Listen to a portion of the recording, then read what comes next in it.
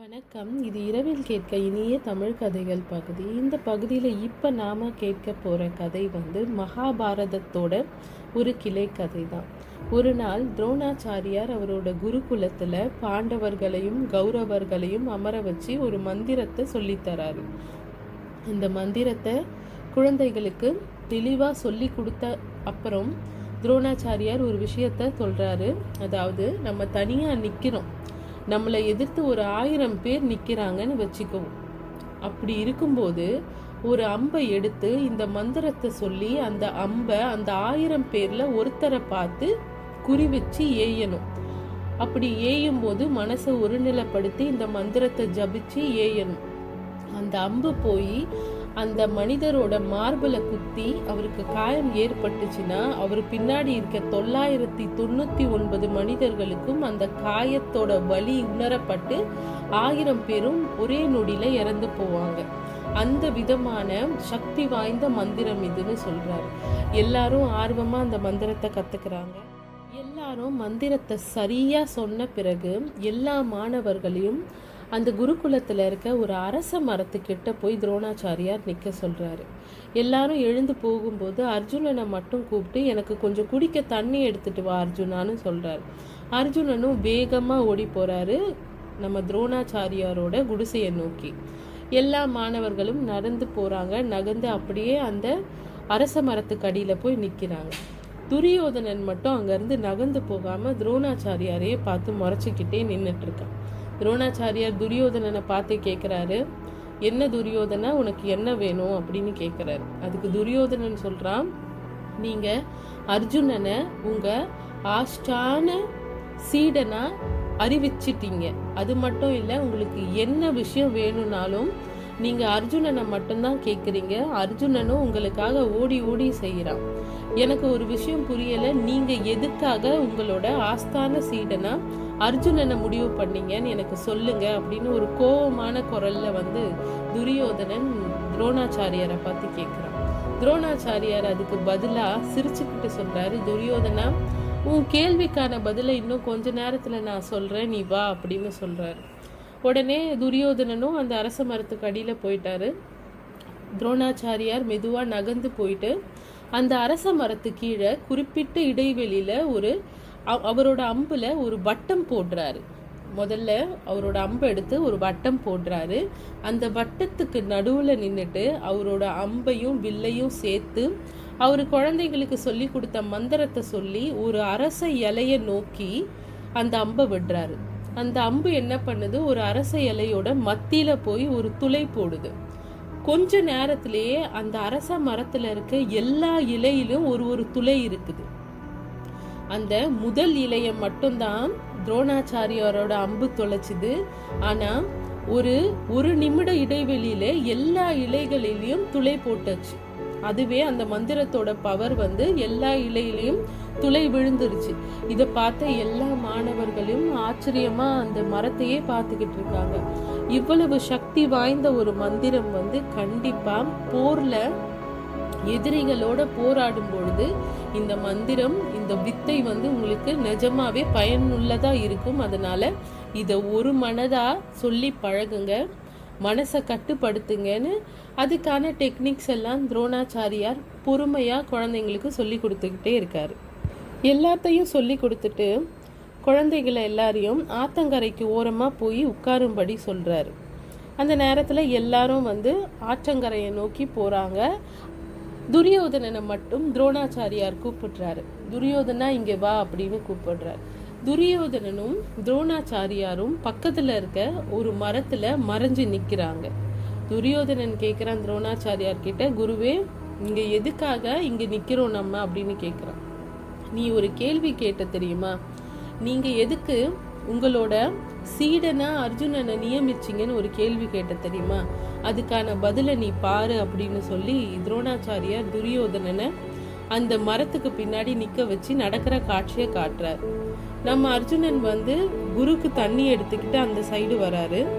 குரு சொன்ன அரச மரத்துக்கு அடியில பார்த்தா யாருமே இல்லை.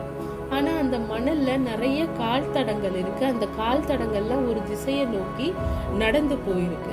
அந்த திசையில் கொஞ்சம் தூரம் போய் பார்க்குறாரு. எல்லாரும் வந்து ஆற்றங்கரையில் உட்கார்ந்துருக்காங்க. அதை முதல்ல கவனிக்கிறாரு அர்ஜுனன். ரெண்டாவது அந்த இடத்துக்கு வந்து பார்க்கும் பொழுது ஒரு வட்டம் போடப்பட்டிருக்கு. தரையில் இருக்க மணலில் ஒரு வட்டம் போட்டிருக்கு. அதில் 2 காலடி இருக்குது. அந்த காலடியில் போய் அர்ஜுனன் வந்து நிற்கிறாரு.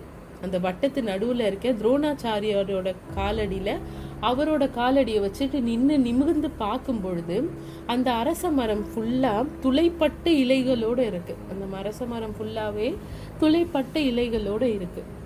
இதை பார்த்த அர்ஜுனன் என்ன பண்ணுறாரு, ஒரு 2 நிமிஷம் யோசிக்கிறாரு. அப்போ யோசிக்கும் போது அவருக்கு நம்ம குரு வந்து அந்த இடத்துல சொன்ன மந்திரமும் அதுக்கான பயன்பாடும் ஞாபகம் வருது. அதாவது ஒருத்தரை எய்ம் பண்ணி இந்த மந்திரத்தை சொல்லி அம்பு விட்டா அவருக்கு நடக்கிற காயம் சுத்தி இருக்க 1000 பேருக்கும் நடக்கும்னு சொன்னார் இல்லையா, அதுதான் செயல்முறைப்படுத்திட்டு போயிருக்காரு நம்ம குருநாதர்ன்றத புரிஞ்சுக்கிட்டாரு. உடனே அர்ஜுனர் என்ன பண்றாரு, அவர் பின்னாடி இருக்க அம்பை எடுத்து வில்லுல பொருத்தி குரு சொன்ன அதே மந்திரத்தை சொல்லி மனசை ஒருநிலைப்படுத்தி அம்பு எய்கிறாரு. இப்போ அது இன்னொரு இலையில போய் 2வது தொலை போடுது. ஒரே ஒரு அரச இலையில போய் அது 2வது தொலை போடுது. உடனே அந்த அரச மரத்துல இருக்க எல்லா இலைகளிலும் 2வது துளையும் வந்துடுது. இதை பார்த்து ரொம்ப சந்தோஷமா அர்ஜுனன் வந்து அந்த அரச மரத்தையே பார்த்துக்கிட்டு இருக்காரு. உடனே துரோணாச்சாரியார் நம்ம துரியோதனன் கிட்ட சொல்றாரு, இங்க பாத்தியா துரியோதனா, நான் வந்து அந்த மந்திரத்தை சொல்லி கொடுக்குற இடத்துல தான் அவன் இருந்தான். அந்த மந்திரத்தோட சக்தி என்ன, அதை எப்போ பிரயோகப்படுத்தணும்னு சொல்லி கொடுக்குற இடத்துல தான் இருந்தான். ஆனால் செயல்பாட்டில் அர்ஜுனன் இல்லை. ஆனால் நம்ம இல்லாத நேரத்தில் கூட அந்த இடத்துக்கு வந்து அந்த இடத்துல என்ன நடந்திருக்கும், எப்படி நடந்திருக்கும், இதுக்காக தான் இது செஞ்சிருப்பாங்கன்ற ஒரு விழிப்புணர்வு நிலை எப்பவுமே அர்ஜுனனுக்கு இருக்கும். அது பாண்டவர்கள்ல தர்மனுக்கு கூட இருக்காது. ஆனா அர்ஜுனனுக்கு எப்பவுமே மனசுல ஒரு விழிப்புணர்வு நிலை இருக்கும். அதனாலதான் அவனை என்னோட ஆஸ்தான சீடனா நான் ஏத்துக்கிட்டேன். அர்ஜுனனை பத்தி இதுக்கு மேல உனக்கு ஏதாவது விளக்கம் வேணுமான்னு துரியோதனனை பார்த்து கேட்கிறாரு துரோணாச்சாரியார். அந்த நிகழ்வுக்கு அப்புறம் அர்ஜுனன் என்ன பண்றாரு, காலடி தடங்களை பின்பற்றி நடந்து வராரு. ஒரு இடத்துல வந்து நின்ன உடனே ஒரு பெரிய காலடி தடமும் ஒரு சின்ன காலடி தடமும் ஒரு மரத்துக்கு பின்னாடி போறத பார்க்குறாரு அர்ஜுனர்.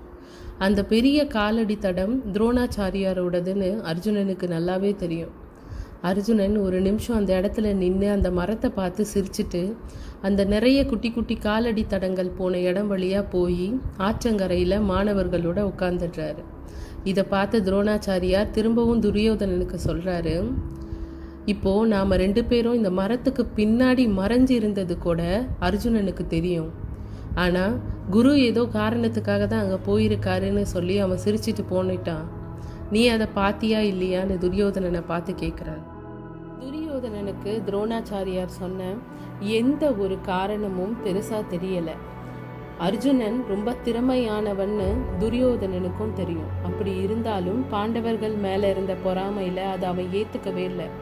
துரோணாச்சாரியார் எவ்வளவு சொல்லியும் துரியோதனன் அவனோட பிடியில் பிடிப்பா நின்னான்.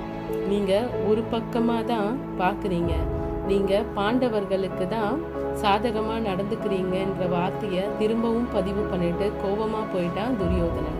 துரோணாச்சாரியாருக்கு முக்காலமும் ஓரளவு தெரியும். அதனால் இவனுக்கு வாழ்க்கை பாடம் சொல்லி கொடுக்கும்னு சொல்லிட்டு சிரிச்சுக்கிட்டே அங்கேருந்து கடந்து போயிடுறாரு. இந்த கதையிலிருந்து நாம் தெரிஞ்சுக்க வேண்டியது என்னன்னா, நாமளும் அர்ஜுனன் மாதிரியே ஒரு சுய விழிப்புணர்வு நிலையில் எப்பவும் இருக்கணும். அர்ஜுனன் மாதிரி நம்ம என்ன போர்க்களத்துக்காக போக போகிறோம்னு நீங்கள் கேட்கலாம். அப்படி இல்லை, அம்பையும் வில்லையும் சேர்த்து மனசை ஒருமைப்படுத்தி அர்ஜுனனால் போர்லேயே ஜெயிக்க முடியும்னா நம்ம வாழ்க்கையில் நம்ம சுய விழிப்புணர்வு நிலையோடு இருந்தால் தான் நம்ம வாழ்க்கையில் நிறைய துன்பங்கள்ல இருந்தும் போராட்டங்கள்ல இருந்தும் துயரங்கள்ல இருந்தும் நம்மளால் விடுபட முடியும். நம்ம சுய விழிப்புணர்வு நிலை பல நேரங்களில் நம்மளை நிறைய துரோகங்கள்ல இருந்தும் துன்பங்கள்ல இருந்தும் பாதுகாக்கும். அது மட்டும் இல்லை, சொல், எண்ணம், செயல் இது 3ம் ஒரே நேர்கோட்டில் வரும் பொழுது அந்த வேலை வெற்றியும் அடையும்.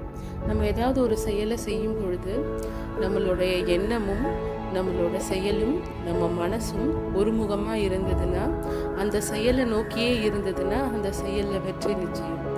இப்படி எல்லா விதமான நல்ல வாய்ப்புகளுக்கும் நம்ம சுய விழிப்புணர்வு நிலை ரொம்ப அவசியம். அதனால் நீங்களும் எப்பவும் வீட்டில் இருந்தாலும் சரி, அலுவலகத்தில் இருந்தாலும் சரி, நண்பர்களோடு இருந்தாலும் சரி, உறவினர்களோடு இருந்தாலும் சரி, குடும்பத்தோடு இருந்தாலும் சரி, ஒரு சுய விழிப்புணர்வு நிலையிலே இருங்க. நீங்கள் யார்கிட்ட என்ன வார்த்தை பேசுகிறீங்க, உங்கள் காதுகளில் என்ன வார்த்தை விழுது, உங்கள் கிட்ட மற்றவங்க எப்படி நடந்துக்கிறாங்க, நீங்கள் எப்படி மற்றவங்க கிட்ட அதுக்காக ரியாக்ட் பண்ணுறீங்கன்ற விஷயத்தில் ஒரு விழிப்புணர்வு நிலையோடு இருங்க. இது உங்கள் எமோஷன்ஸையும் நீங்கள் சரியாக கையாளுறதுக்கு உதவியாக இருக்கும். இப்போது எல்லாத்தையும் மறந்துட்டு நிம்மதியாக தூங்க போங்க. அனைவருக்கும் இனிய இரவு வணக்கம். நன்றி.